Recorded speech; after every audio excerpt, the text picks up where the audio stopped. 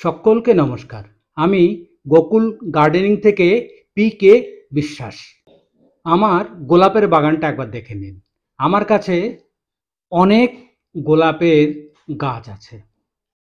গোলাপ গাছের একটা ভাইটাল অসুখ হচ্ছে আঁশ পোকার আক্রমণ। এই পোকা যখন প্রথম আক্রমণ হবে, মাইনিউটলি না দেখলে ঠিকমতো বুঝতে পারবেন না। এই পোকা কি করবে? এই পোকা আপনার বাগানকে পুরো শেষ করে দেবে। যদি আপনি এই পোকাকে রিমুভ করতে না পারেন, আপনার বাগানের একটি গাছও জ্যান্ত থাকবে না, পুরো গাছকে মেরে দেবে। এই ডালের পোকাগুলোকে একবার দেখুন। এটা এক ধরনের শোষক পোকা। এরা গাছের সম্পূর্ণ রসকে শোষণ করে নিয়ে গাছের ডালটাকে ধীরে ধীরে মেরে ফেলবে। এই গাছটাকে দেখুন একবার, কি পরিমাণ পোকা হয়েছে। এটা এখনই যদি রিমুভ করা না যায়, তাহলে এই গাছের মৃত্যু আসন্ন। এটাকে, এই প্রকার আক্রমণকে বলা হয় গোলাপ গাছের ক্যান্সার। গাছ যখন পুরনো হয়ে যায়, 2 বছর, 1.5 থেকে 2 বছর বয়স হয়ে যায়, তখনই কিন্তু এই প্রকার আক্রমণ সব গোলাপ গাছে হবেই। কিন্তু আপনাকে এর প্রতিকারটা অবশ্যই জানতে হবে। সবথেকে ইজি প্রসেসে কি করে এটাকে রিমুভ করা যায়।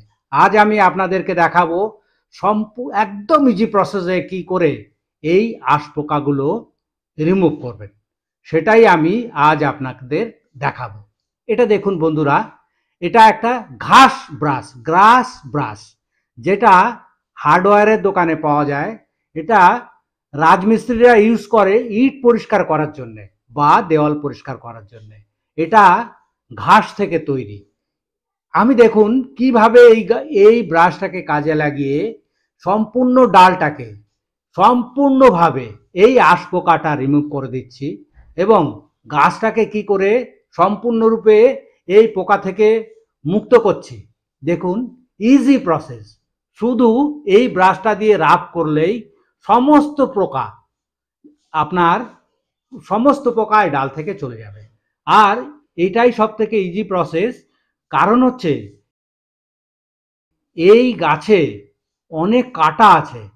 আপনি ব্রাশ ছাড়া কোনো কিছু দিয়েই ঠিকভাবে কোনো ওষুধে কিন্তু এই পোকা যায় না। সাময়িক যাবে, আবার হবে।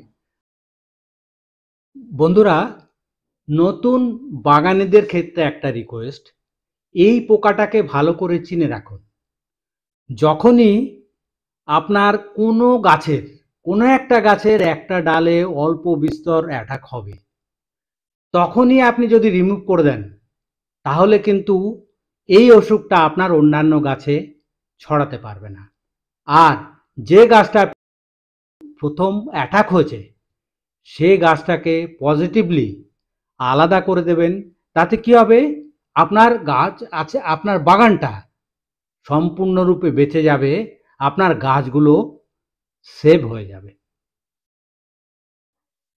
এই যে কালো ডালটা দেখতে পাচ্ছেন, এই ডালটা কিন্তু ওই পোকার আক্রমণে এই ড্রাই হয়ে গেছে।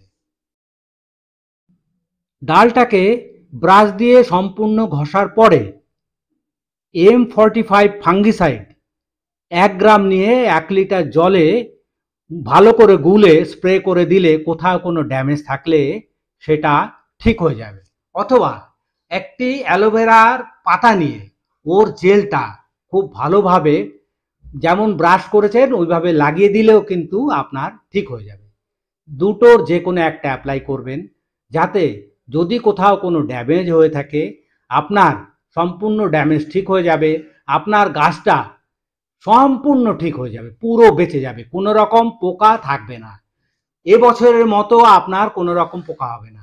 আর একটা বন্ধু, যে গাছে এই পোকা লাগবে, সে গাছটাকে একটু পজিটিভলি আলাদা করে রাখবেন, যাতে অন্যান্য গাছে ছড়াতে না পারে। এই প্রসেস অ্যাপ্লাই করলে আপনার গাছের এই ক্যান্সার পোকা থেকে আপনি বাঁচতে পারবেন। শীতের সময় আপনার গাছ নতুন ডালপালা বেরিয়ে অসংখ্য ফুল দেয়া আবার শুরু করবে। বন্ধুরা, আজকে এ পর্যন্তই। আমার ভিডিও দেখার জন্যে আপনাকে ধন্যবাদ।